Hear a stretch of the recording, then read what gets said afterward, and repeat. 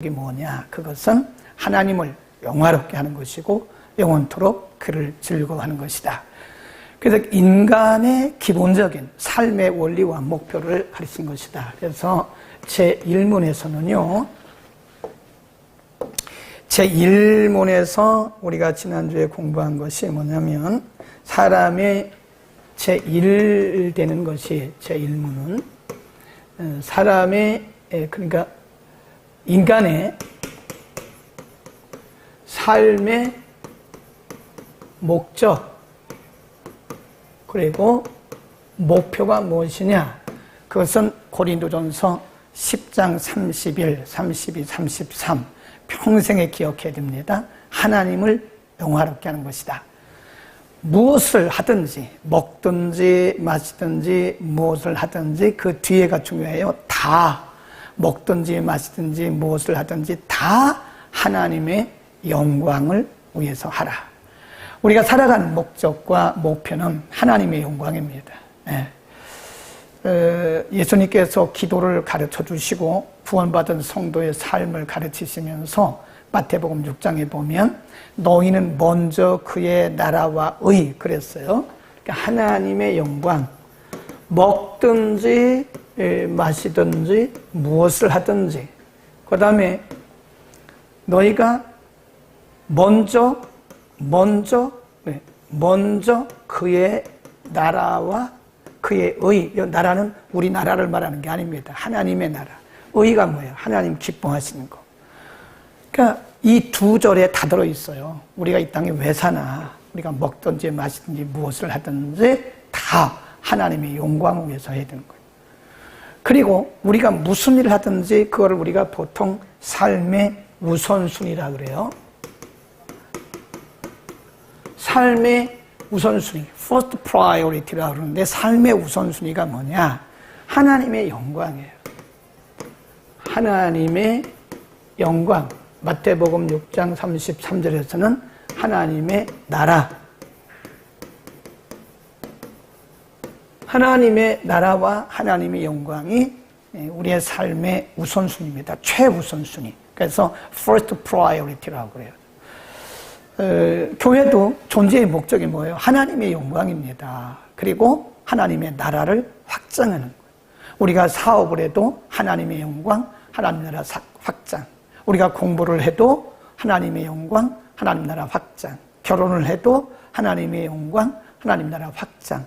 직장을 가도 하나님의 영광, 하나님 나라 확장. 이것이 우리 평생에 기억해야 할 것이다. 그 다음에 두 번째, 하나님을 어떻게 알 수 있는가? 그래서 인간은 아담 이후로 죄의 영향력 아래 있다.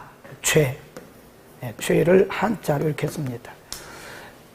죄의 영향력 아래 있어서 절대자 하나님, 창조주이신 하나님을 인간이 알 수가 없다. 그렇죠? 인간 스스로 하나님을 알 수가 없습니다. 우리가 그러면 어떻게 하나님을 알 수 있는가? 인간 스스로 하나님을 알기 위해서 노력하는 것이 뭐라 그랬어요?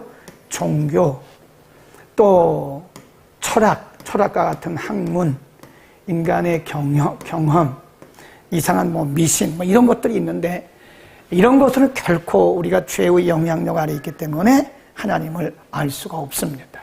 그래서 어떻게 하나님을 알 수 있느냐? 이렇게. 이거를 계시라고 했어요. 계시.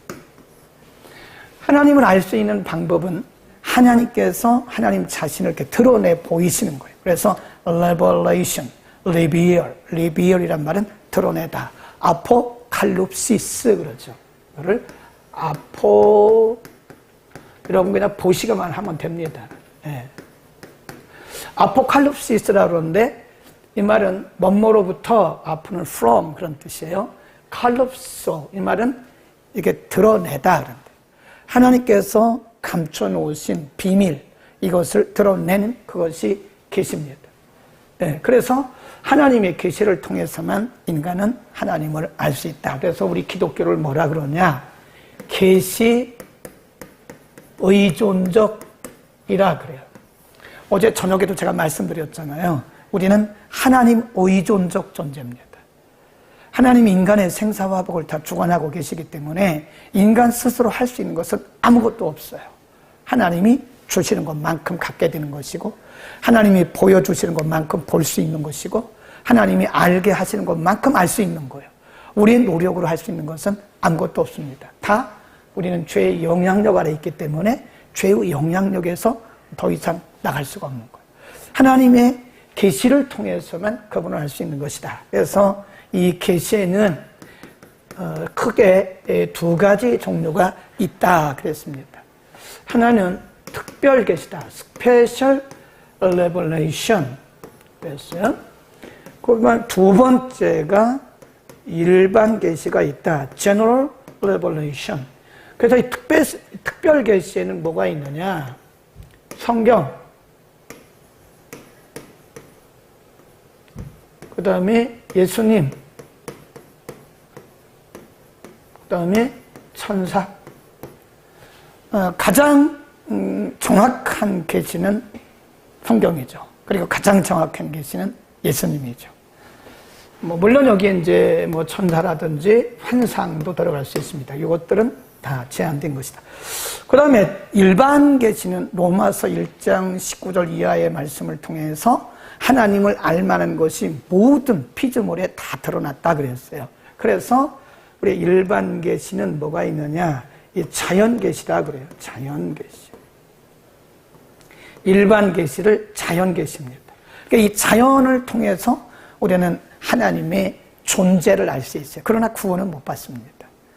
그러니까 이 자연 계시를 통해서는 뭐만 알아요? 하나님의 존재를 느끼는 거예요. 하나님의 존재를 느끼는 거예요. 아, 하나님이 어떤 절대자가 신이 있구나. 그러니까 사람들이 더듬어 찾는 거예요. 성경에 보면 그거를 더듬어 찾는다 그랬어요. 뭐가 있긴 있는 것 같은데 그래서 생겨난 것이 종교입니다. 미신이기도 하고 일반 종교입니다. 이 자연 계시로는 하나님의 존재에 대해서 우리가 윤곽을 알지만 구원에 이를 수는 없어요. 이 특별 계시를 통해서 하나님의 구원을 우리가 알 수 있고 구원에 이르는 방법을 찾고 또 구원을 받을 수 있는 것이다 그랬습니다. 자, 이제 여기까지 공부했고요. 말씀은 무엇인가? 답. 신구약 성경이 하나님의 말씀이며 신앙과 행위의 유일한 법칙이다. 다시 한번, 하나님의 말씀은 무엇인가? 답. 신구약입니다. 잘 보셔야 돼요.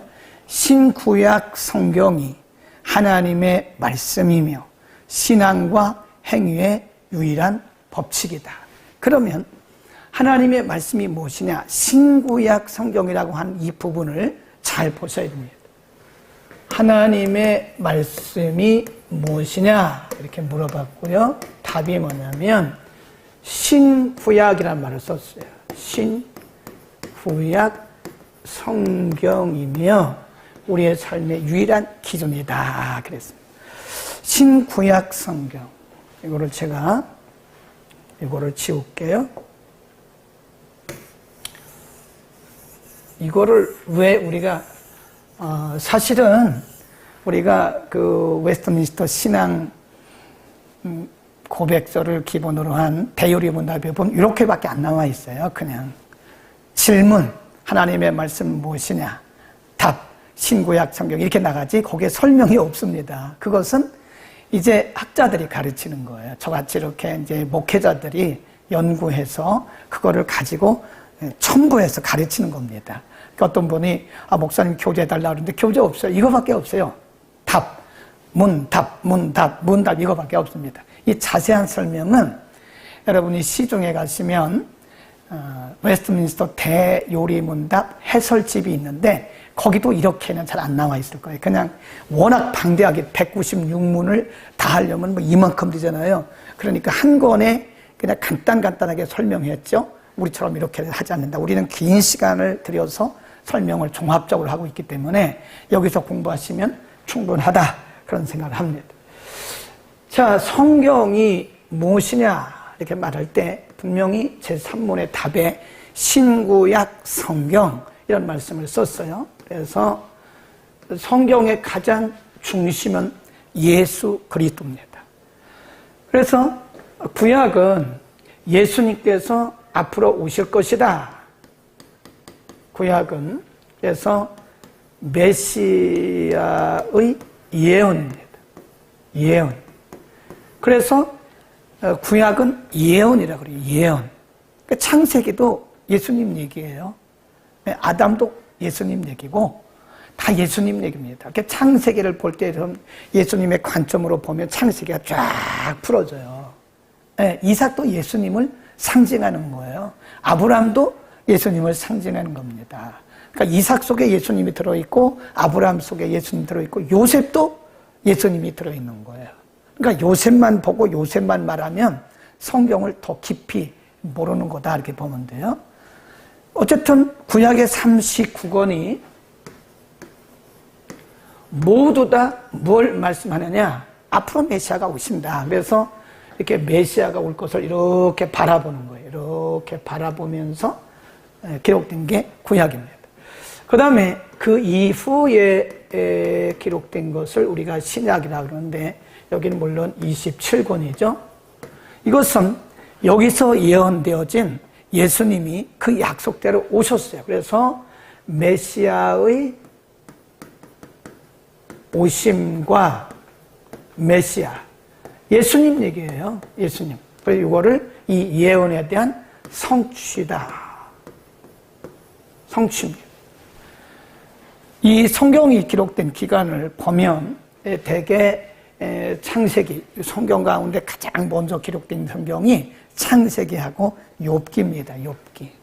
욥기가 중간에 들어있기 때문에 그런데 배열을 그렇게 해서 그렇지 장르별로 배열을 그렇게 해서 그렇지 사실은 창세기나 욥기나 거의 비슷한 시기에 기록이 됐다. 그것이 BC 1450년 플러스 마이너스로 보는 거예요. 그러니까 이거를 길게 보면 대체로 구약은 약 1500년에 걸쳐서 기록이 된 거다. 신약은 가장 늦게 기록된 성경이 요한계시록이고요. 요한 1서, 2서, 3서입니다. 가장 늦게 기록된 것이 요한계시록. 그것이 주후 100년으로 보는 거예요. 100년. 그러니까 성경은 구약 1500년간에 걸쳐서 기록이 된 거고요. 신약은 약 100년에 걸쳐서 기록된 것이다. 그러면 합치면 약 1600년간이다. 그렇게 보시는 거예요. 약 1600년간에 걸쳐서 성경이 기록된 거예요. 근데 이 성경이 처음부터 이렇게 39권, 27권이었냐? 그렇진 않다는 거죠. 지우겠습니다. 자, 한번 다 보세요. 이런 것들도 한번 잘 이렇게 보셔야 됩니다. 지우겠습니다. 이렇게 해서 이제 39, 27, 66권을 이제 우리가 보통 정경이라 그러는데요. 성경이 처음부터 이렇게 39권, 27권은 아니었어요. 그리고 거기에 무슨 창세기다, 출애굽이다, 레위기다 이렇게 이름이 붙여져진 것도 아닙니다. 그러니까 처음에 성경은 두루마리 이렇게 파피루스로 되어 있는 양피지, 양의 가죽에 이렇게 여기저기 써 있는 것들을 다 모은 거예요. 보니까 내용을 보니까 이거는 세상을 창조한 내용이네. 그래서 학자들이 창세기라고 하자. 또 여기저기서 다 뭐 사본들이 그걸 사본이라고 그래요. 사본, 코덱스 이런 얘기 들어보셨어요?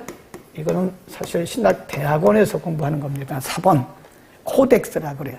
이 코덱스, 사본이 사방에서 발견이 됐어요. 그래서 시내산에서 발견된 시내산 사본, 시나이 코덱스 그럽니다. 탈금.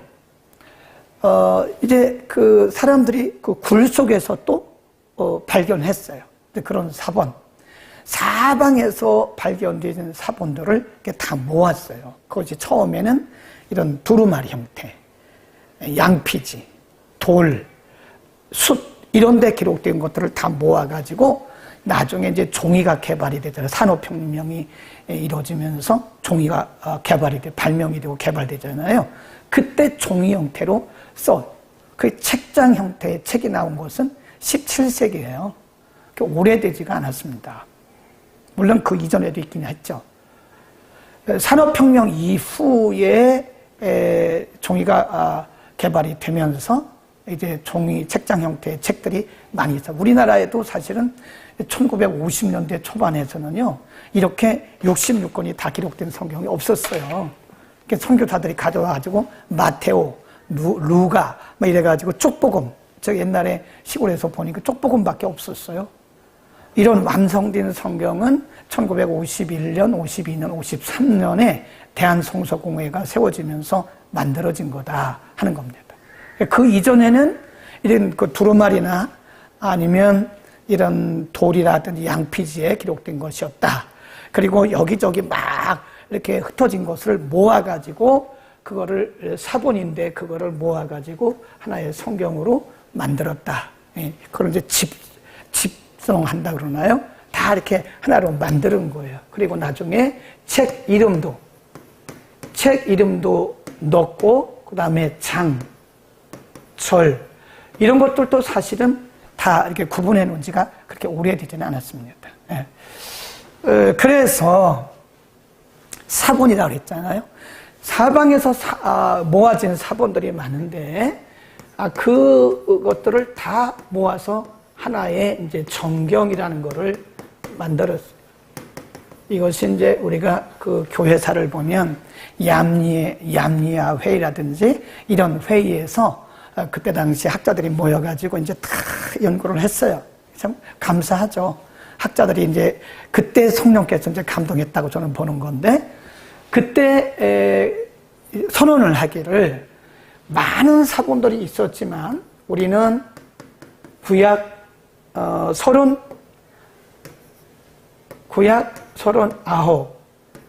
신약 27, 66권 이것만 인정한다. 그래서 이것이 정경인 거예요. 아까 말씀했잖아요. 신구약 성경, 그게 바로 정경을 의미하는 거예요. 정경을 의미하는 겁니다. 그 66권만 우리는 정경으로 인정을 하는 것이다. 지금도 그렇죠. 그러면 우리가 시중에 가보면요,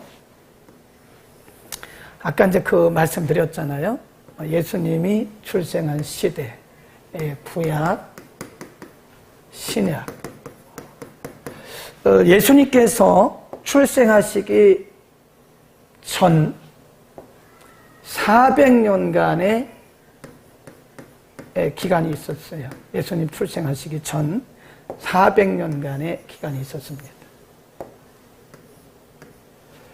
400년간의 이 기간을 뭐라고 그러냐면 구약과 신약의 중간 시대라 그래요. 이 중간 시대에 기록된 것이 뭐냐? 외경입니다. 외경.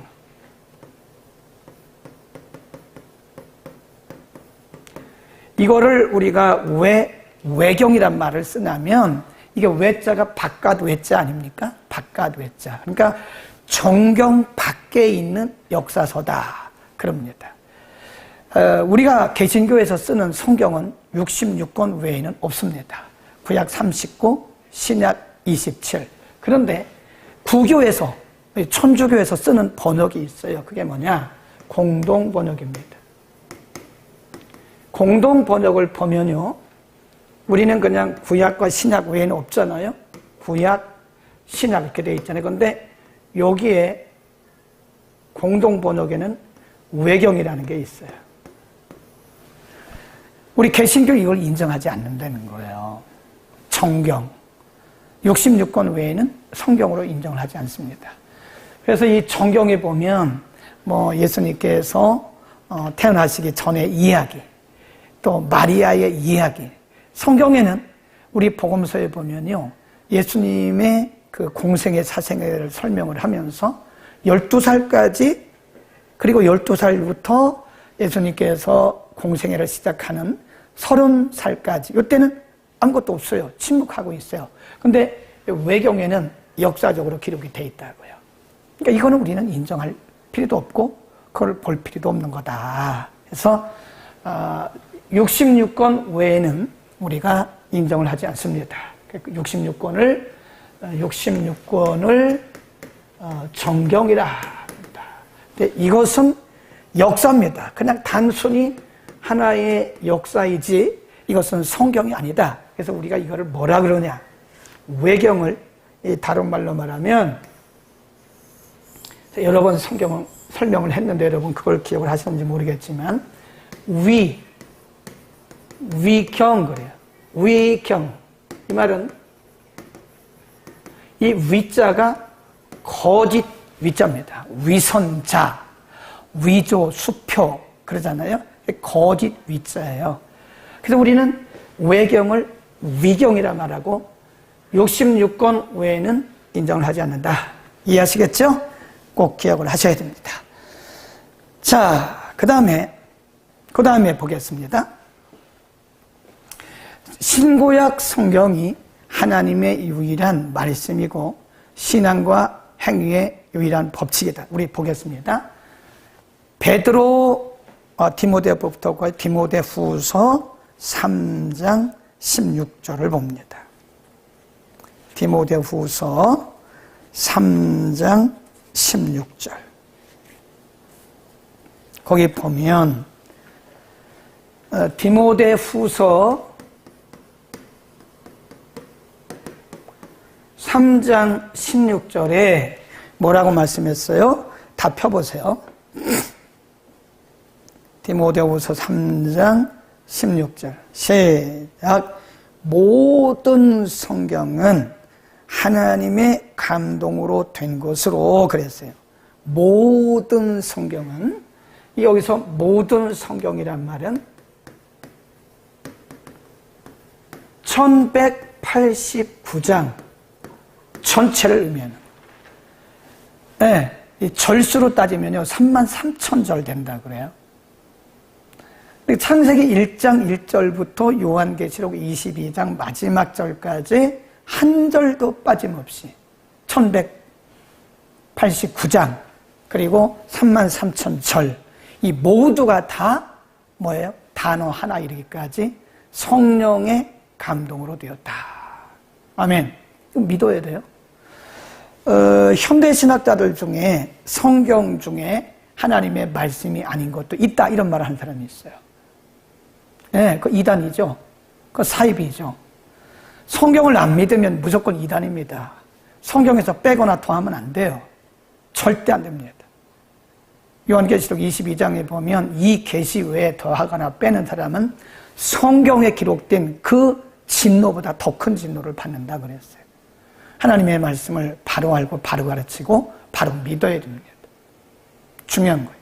모든 성경은 하나님의 감동으로 된 것이다. 그래서 교훈과 책망과 바르게 함과 의로 교육하기에 유익하다. 거기 보세요. 답.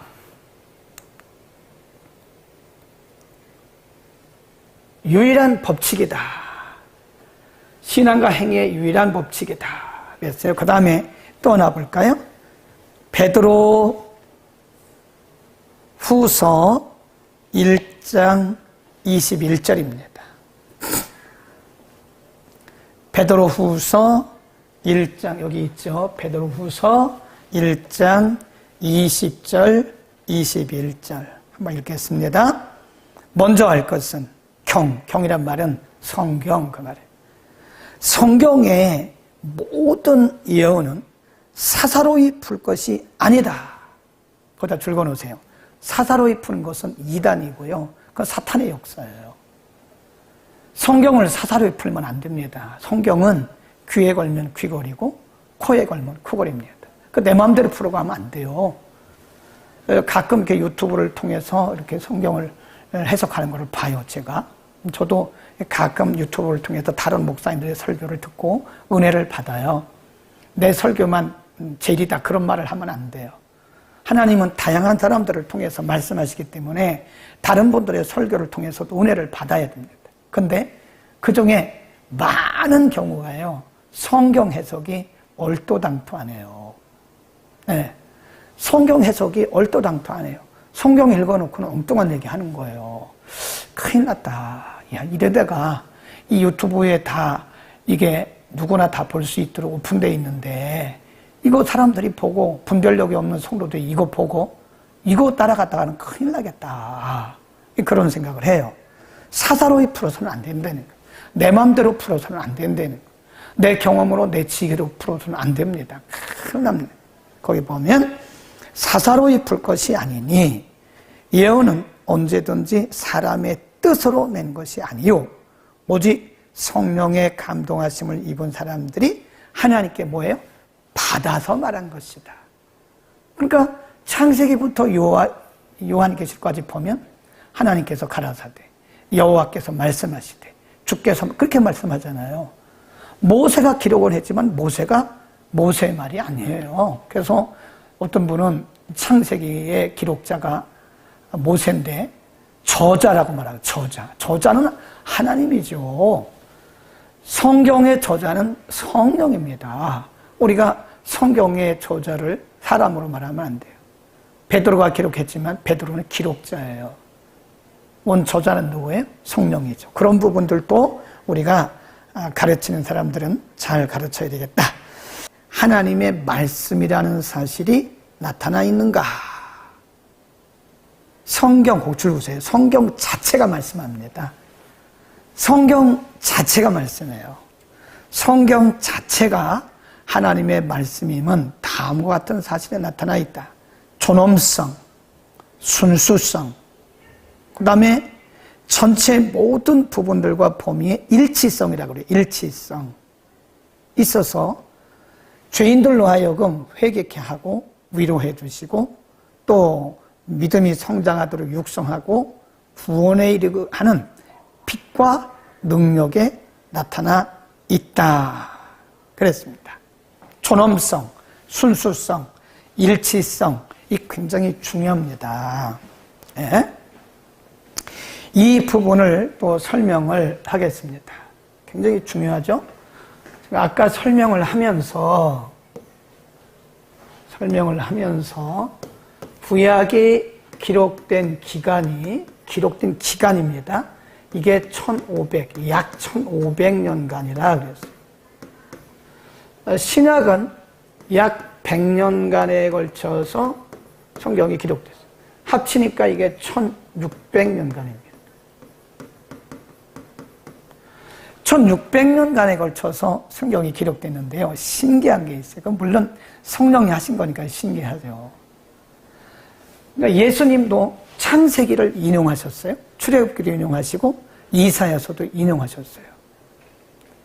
그런데 창세기에서 말씀한 것이나 예수님 시대에 말씀한 것이나 또 모세 시대에 말씀한 것이나 바울 시대에 말씀한 것이나 통일성이 있어요. 신기합니다. 네, 길게는 수백 년, 수천 년, 길면 1500년, 1600년, 짧게는 몇백 년의 이 시차가 있잖아요. 기간적인, 역사적인 시차가 있죠. 근데 내용을 보면 통일성이 기가 막힙니다. 그래, 그걸 왜 그러냐? 성령님께서 기록하게 하셨기 때문에 그런 거다. 사람이 기록하면요, 틀려. 이 학문이라는 것은요, 보면, 학문이라고 하는 것은 이게 100년을 못 갑니다. 우리가 보통 한 세대를 100년, 어떤 사람들은 한 40년을 한 세대라고 그러거든요. 보통 한 세대, 한 세기, 1세기가 100년이다 이렇게 봐요. 한 세대. 이게 학문은요 100년을 못 갑니다. 제가 지금 신학교를 졸업한 지가 40년 된 것 같아요. 40년. 20대 초반에 공부했으니까요. 한 40년 된 건데 신학교 다닐 때 보던 책이 성경 말고는 다 변했어요. 그러니까 40년 전에 배운 신학을 가지고 지금도 성경을 해석하면 뒤떨어집니다. 낡은 해석이 되는 거예요. 그래서 끊임없이 공부를 하는 거예요. 저도 끊임없이 공부를 합니다. 제 목양실에 와보시면요. 책이 이만큼 쌓여져 있어요. 네. 끊임없이 공부를 하지 않으면 학문은 자꾸 변해요. 변합니다. 우리가 보면요. 학회라는 것입니다. 의사 선생님들도요. 참 고마운 분들이죠. 하나님이 의사들을 통해서 참 사람을 치유하시잖아요. 참 의사 선생님들에게 우리가 고맙다고 생각을 해야 됩니다. 그분들이 없으면 우리가 어떻게 치유를 받습니까? 물론 하나님이 치유하시는 부분도 있지만 많은 부분은 하나님이 의사들을 통해서 우리를 치유하시거든요. 저는 의사 선생님들 볼 때마다 참 고마운 분들이다는 생각을 들어요. 물론 우리가 그분들에게 치료비를 내고 치료를 받지만 돈 낸다고 치료가 됩니까? 돈으로 치료가 돼요? 그래서 보면 의대나 법대는 최고의 두뇌들이 가는 게 아닙니까? 그분들 참 고맙다는 생각이 들어요. 근데 의사들도요, 의사 선생님도 가끔 보면 여러분이 가보시면 안 나오시는 날이 있잖아요. 그게 어디에 가냐면 학회 가는 날이에요. 학회. 공부하러 가는 거예요. 그러니까 예를 들어 40년 전에 배운 의학을 가지고 지금 환자 치료했다가는요, 큰일 납니다. 40년 전에 배운 그 의학을 가지고 지금도 계속 의사로서 진료를 한다면요, 잘못하면 큰일 나요. 그러니까 이분들도 일주일에 한 번씩, 아니면 한 달에 한 번씩, 아니면 2달에 한 번씩 학회에 가서 계속 다른 의사들이 말하는 걸 발표하는 걸 들어요. 나는 이런 부분을 수술하다가 이거를 이렇게 했더니 되더라. 그걸 적용하는 거예요. 네. 신학도 마찬가지죠. 모든 게 마찬가지예요. 제가 보니까 이게 40년 정도 지나면요, 낡은 것이 되더라고요. 네. 40년 전에 배웠던 그 내용을 가지고 오늘도 우리가 계속 적용하려고 하면 자꾸 충돌을 하는 거예요. 성경과. 끊임없이 리더십들은 끊임없이 공부해야 됩니다. 학교를 안 가더라도 끊임없이 연구하고 공부하고 묵상하고 기도하고 그래야 되는 거예요. 제가 그러잖아요. 성경을 다시 본다고 그러잖아요. 40년 전에 봤던 그런 성경이지만 40년 전에 그런 관점과 신학을 가지고 성경을 보면 뒤질 수밖에 없어요. 네. 그런데 학문은 이게 길어야 한 세기 갑니다. 물론 다 그런 건 아니지만 대체로 이렇게 바뀌어요. 그런데 성경은 수천 년이 지나도 똑같아요. 그 성경의 통일성, 순수성이라고 얘기합니다.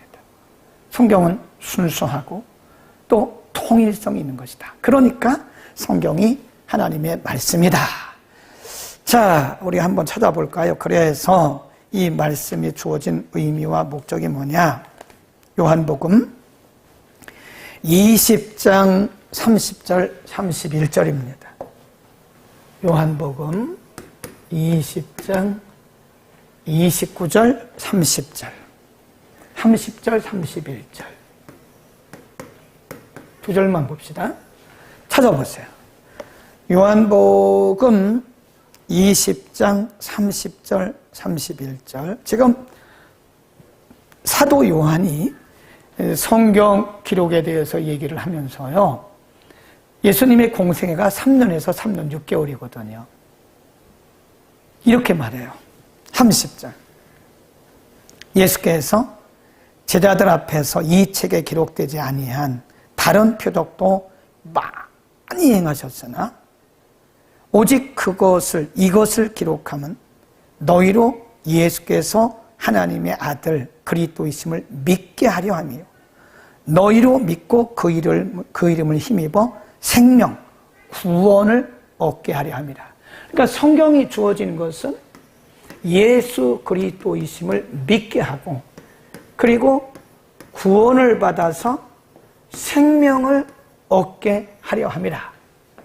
그 다음에 요한복음 마지막 장 21장 보세요. 21장 25절. 성경에 예수님의 그 사역들을 다 기록하진 않았어요. 우리의 구원과 믿음에 유익한 것만 기록된 거예요. 이렇게 말씀해요. 21장 25절 읽습니다. 시작. 예수의 행하신 일이 이외에도 많으니 만일 낱낱이 기록된다면 이 세상이라도 이 기록된 것을 두기에 부족하다.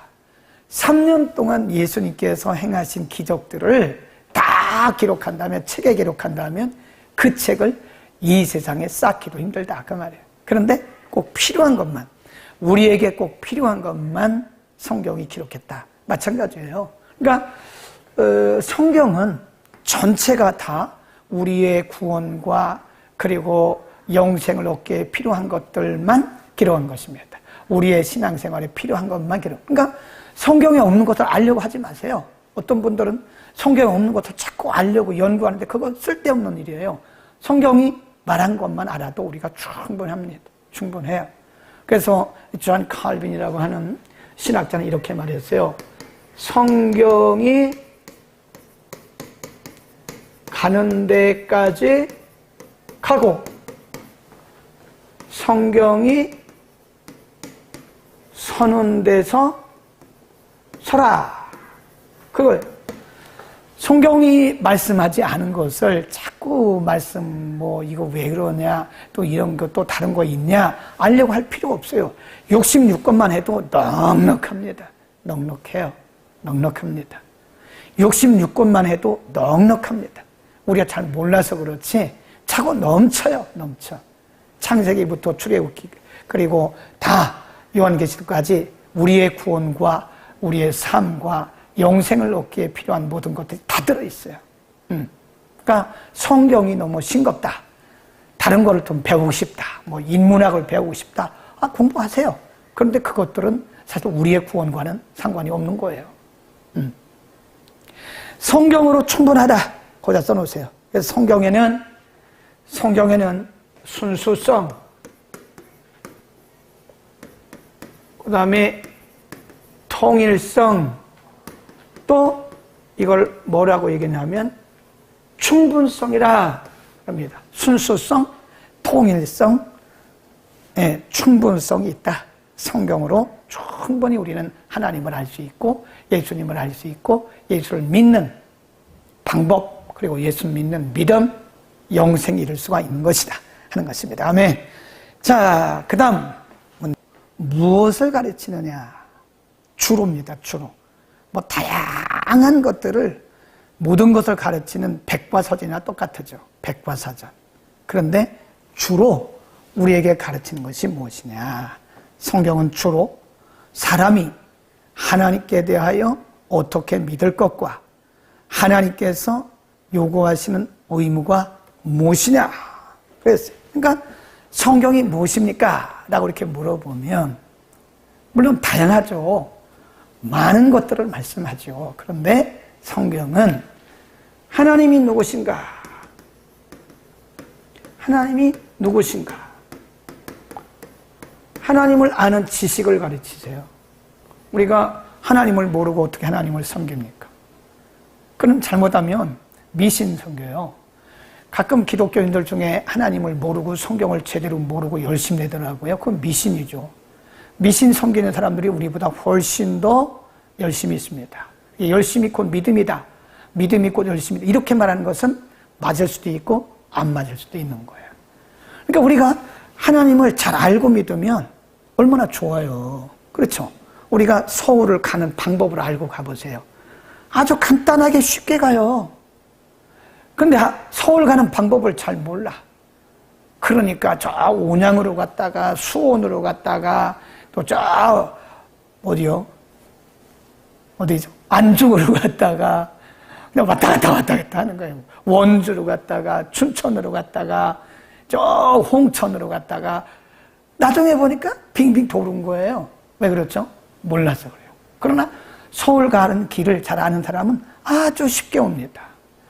우리가 예수를 믿어도 성경을 알고 믿으면 너무 쉬워요. 근데 이제 모르니까 막 헤매는 거예요. 열심은 있는데 헤매는 거예요. 열심히 다 믿으면 아닙니다. 그래 왔다 갔다 한다고 그게 열심입니까? 서울 가는 길을 몰라가지고 원주 갔다가 춘천 갔다가 온양 갔다가 대전 갔다가 막 하는 게 그 열심은 있는데 몰라서 열심 내는 거죠. 모르고 열심 내는 거. 알고 열심 내는 건 너무 좋죠. 하나님이 누군가에 대해서 알려준다는 게 성경. 그래서 우리가 성경을 볼 때 제가 뭐라고 그랬어요? 하나님의 관점으로 성경을 보라고요. 창세기도 하나님의 관점으로 봐야 돼요. 그러니까 예를 들면 아브라함이 이삭을 바쳤잖아요. 하나님의 관점으로 보면 그것도 은혜예요. 근데 사람의 관점으로 보면 아브라함을 자꾸 높이는 거예요. 아브라함에게는 결단력이 있었습니다. 아브라함에게는 이삭을 드리라는 명령에 순종하는 순종이 있었습니다. 물론 맞기는 맞죠. 맞기는 맞는데 그것은 절반만 본 거예요. 사실은 그런 결단과 그런 순종도 사실은 하나님이 위에서 주시는 거예요. 하나님의 관점으로 보는 거예요. 성경은. 우리가 요즘에 새벽에 예레미야서를 공부하잖아요. 사람의 관점으로 보면 다 매맞는 얘기입니다. 매맞는 얘기. 징계, 진노, 다 그런 거예요. 근데 하나님의 관점으로 보면 그건 사랑이에요. 하나님이 유다 백성들을 사랑하시기 때문에 말씀하시는 거예요. 사랑하시지 않으면 그냥 심판하고 끝나면 되죠. 52장까지 뭐로 기록을 합니까? 하나님의 관점은 바로 그겁니다. 그러니까 우리가 모든 성경을 하나님의 관점으로 봐야 돼. 요즘에 뭐 카눈이라고 한 태풍, 기상 이변 때문에, 기후 변화 때문에 전 세계가 폭우, 폭설, 폭염 난립니다. 이거를 인간의 관점으로 보면 하나님의 심판이다 이렇게 보는 거예요. 저주다 이렇게 보는 거예요. 그런데 인간의 관점으로 보면 그것이 심판이고 저주고 재앙이지만 하나님의 관점으로 보면 하나님의 부르심이에요. 빨리 와라. 빨리 회개하고 와라. 빨리 회개하고 돌아오라. 그런 겁니다. 그러니까 우리가 신앙생활을 성경을 통해서 하나님을 알고 하나님의 관점으로 신앙생활을 하는 사람들은요 굉장히 자유롭습니다. 그러면서도 하나님 안에서 자유로우면서도 은혜가 있어요. 그러니까 사람의 관점으로 사는 사람들은 율법적이에요. 그러니까 막 정죄해야 되고 이것저것 다 정죄해야 되고 그런 거죠. 하나님의 관점. 그 다음에 성경이 우리에게 주로 가르치는 것은 뭐냐? 하나님을 알았으면 그러면 인간이 할 일이 뭐냐?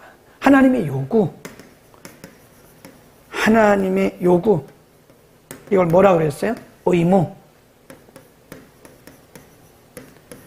하나님을 믿는 하나님의 백성들의 의무는 뭐냐?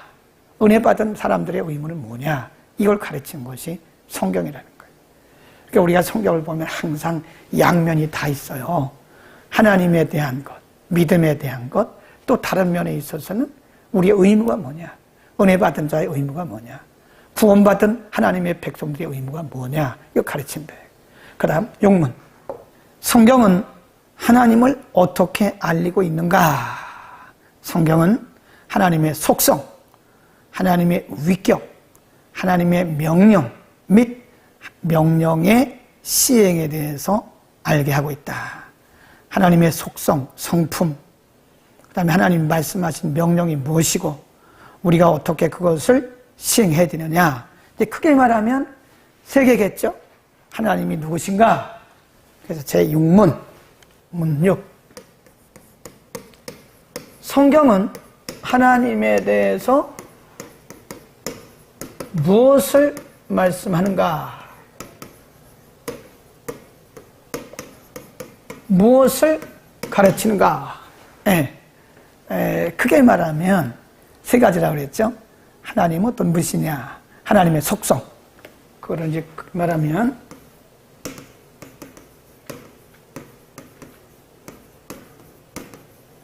하나님은 어떤 분이시냐?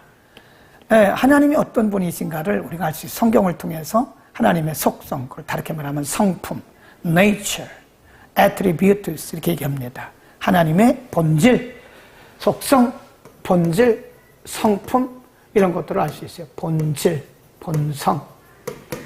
그 다음에 두 번째 성경이 우리에게 말씀하는 것은 하나님의 의도. 하나님께서 무엇을 원하시는가? 하나님의 의도. 다르게 말하면 이것을 목적이라 그래요. 우리는 성경을 보면서 항상 하나님의 관점에서 보고 하나님의 의도가 무엇인가를 알아야 돼요.